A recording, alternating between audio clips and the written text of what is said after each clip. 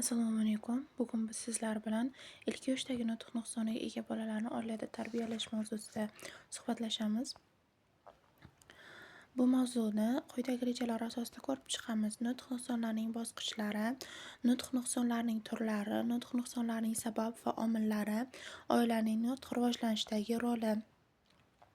Nutqning rivojlanishi va uning ahamiyati. Nutq bolaning tafakkur, xotira va ijtimoiy ko'nikmalarini rivojlantiruvchi eng muhim vositalardan hisoblanadi. Ilk yoshda nutq rivojlanishi bolalar dunyoni idrok etishi, atrofdagi narsalarni tushunishi va fikrlarni ifoda etishda muhim ahamiyatga ega bo'ladi. Bu davrda bolaning tovushlarni eshitish, talaffuz qilish va so'z boyligini oshirish ko'nikmalari shakllana boshlaydi. Ilk yoshdagi bolalarda uchraydigan nutq nuqsonlari fonetik kamchiliklar, tovushlarni to'g'ri talaffuz qilish, tovushlarni ajrata olmay qolish holatlari kuzatiladi.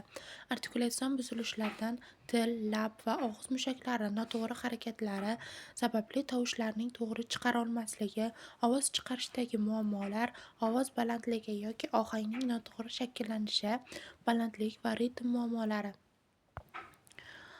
Nutq nuqsonlarining sabablari. Organik sabablar: miyadagi rivojlanish buzilishi, eshitish a'zolaridagi nuqsonlar, og'iz bo'shlig'idagi anatomik kamchiliklar. Psixologik va ijtimoiy sabablar: ota-ona bilan yetarlicha muloqot qilinmasligi, emotsional muhitning noqulayligi yoki bolaga yetarlicha rag'bat berilmasligi. Bog'cha yoshidagi bolalarning eng avvalo ko'rgazmali, ifodalangan va ularning faoliyatlariga jalb etadigan predmet, hodisa, sifatlar, xususiyatlar, munosabatlarning nomlanishini o'zlashtiradi. Ya'ni bola bir predmetni nomini o'rganish bilan birga uning vazifasi, qanday rangda ekanligi yoki nima vazifani bajarishi haqida to'laqonli savol berib ketadi va buni to'g'ri tushuncha hosil qilish lozim bo'ladi. Bunda bolani tafakkurini ko'rgazmali harakat va ko'rgazmali obrazli xarakterda ekanligi bilan tushuntirishimiz mumkin bo'ladi. Shu tufayli ham bog'cha yoshidagi bolalar lug'atda abstrakt, mafhum tushunchalar deyarli uchramaydi. Bola nutqidagi bu xususiyatlarni ham mashg'ulotlar jarayonida hisobga olish zarur. Bola nutqlarida kattalar nutqlaridan keskin farq qiladi. Masalan, r o'rniga l yoki sh o'rniga esa s tovushlarini ishlatishlari kuzatiladi. Nutq to'liq rivojlanmagan maktabgacha yoshdagi bolalar uchun pedagogik mahorat alohida ahamiyatga ega bo'ladi. Ya'ni bolalarda biz to'g'ridan-to'g'ri kattalar tilida qo'shtirnoq aytganimizda, kattalar tilida gapirganimizda bola anglamasligi mumkin, lekin ular bilan to'g'ri yosh bolalar tilida so'zlashishimiz lozim bo'ladi hamda ularda dastlab nutq nuqsonlarini bartaraf etishimiz va tovushlarni to'g'ri hosil qilishimiz lozim bo'ladi. Oilada nutq rivojlanishining roli. Ota-ona va oilaviy muhit bolalarning nutqini shakllantirishda asosiy vosita hisoblanadi. Uy sharoitida so'z boyligini oshirish uchun hikoya aytish, kitob o'qish va savol-javob o'yinlari tashkil qilinadi. Misol uchun, farzandlar orasidagi o'zaro musobaqa tashkil qilishimiz mumkin. Ularda misol uchun uydagi bor jihozlardan hikoya tuzishi mumkin yoki kitob o'qish natijasida bir-biri bilan savol-javob qilishi va ota-ona ularni muvofiq rag'batlantirishi lozim bo'ladi. Matematika eshituvni rivojlantirish uchun tovushlarni ajratish va takrorlash mashqlari o'tkaziladi. Bunda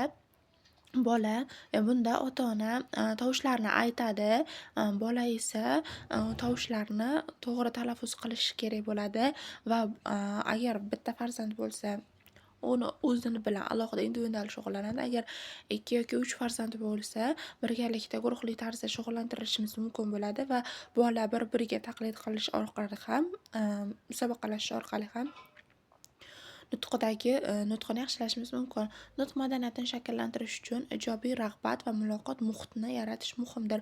Ya'ni bu oila muhitida bolani rivojlantiruvchi mashqlarni qo'llaganda albatta uni rag'batlantirish uchun o'zini motivashkasidan foydalanishimiz kerak bo'ladi.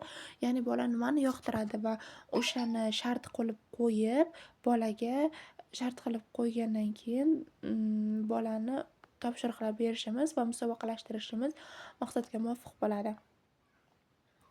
Ilk yoshdagi davr bolaning jismoniy, ruhiy tomondan tezkorlik bilan rivojlanish bosqichlari hisoblanadi.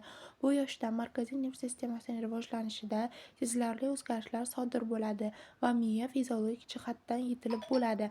Masalan, 7 oylikda bolaning miyasi 2 baravar, 1 yoshda 3 baravar o'sadi. 2 yoshda esa katta yoshdagi kishilar miya og'irligining 70% ni tashkil etadi. Bola 2 yoshli davrda aniq harakatlarni shakllantirish uchun javobgar bo'lgan markaziy nerv sistemasining bo'limi miyacha 5 baravar xotira, tafakkur, nutq va xayol kabi ruhiy jarayonlar hamda ixtiyoriy harakatlarning rivojlanishi bilan bog'liq bo'lgan bosh miya po'stlog'ining maydoni esa 2,5 baravar kattalashadi. Fiziologlarning ilmiy nazariyalariga ko'ra, markaziy nerv sistemasi funksiyalari ularning tabiiy ravishda shakllanish davri mashq qilish va tarbiyalanishga yengillik bilan moyillik bildiradi. Bolaning 3 yoshgacha bo'lgan davri uning nutq, tafakkuri va bilish faoliyatining rivojlanishi uchun eng qulay bosqich hisoblanadi. Bu davrga kelib miyaning nutq bo'limi anatomik tomondan yetilib bo'ladi. Bola ona tilining asosiy grammatik shakllarini egallaydi, ko'p so'z to'plamiga ega bo'ladi. Ilk yoshdagi bola nutqining o'z vaqtida va to'g'ri rivojlanishi aqliy rivojlanishning asosidir. Nutq vositasida bola bilan kattalar o'rtasidagi turli munosabatlar o'rnatiladi. Yaxshi rivojlangan nutq ruhiy jarayonlarning rivojlanishiga, bolalarning maktabgacha davrda va undan keyingi davrdagi faoliyatlariga katta ta'sir ko'rsatadi. Bolalar nutq rivojlanishi bilan kattalar nutqining tarbiya vositasi sifatida roli ortib boradi. Nutqning yetarlicha rivojlanmaganligi bolalarni shaxs sifatida har tomonlama barkamol inson bo'lib yetishganligiga salbiy ta'sir ko'rsatadi. Ya'ni barcha ruhiy jarayonlar, idrok, xotira, diqqat, fikr yuritish operatsiyalari xayol rivojlanishida orqada qoladi. Ularga aqliy, axloqiy, estetik, jismoniy mehnat tarbiyasini berish imkoniyatlari chegaralanadi.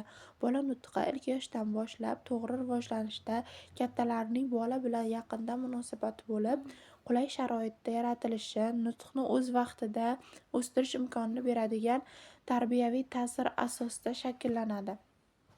Bola tug'ilgandan keyin 1 yoshgacha bo'lgan davr nisbatan kam harakat va nutqsiz taraqqiyot davri hisoblanadi. Bu davrda bola nutqining o'sishi va taraqqiyoti oila sharoit tarbiyaga bog'liq bo'ladi. Shu bilan bir qatorda bu davrda har jihatdan nutqning juda ildam rivojlanish davridir.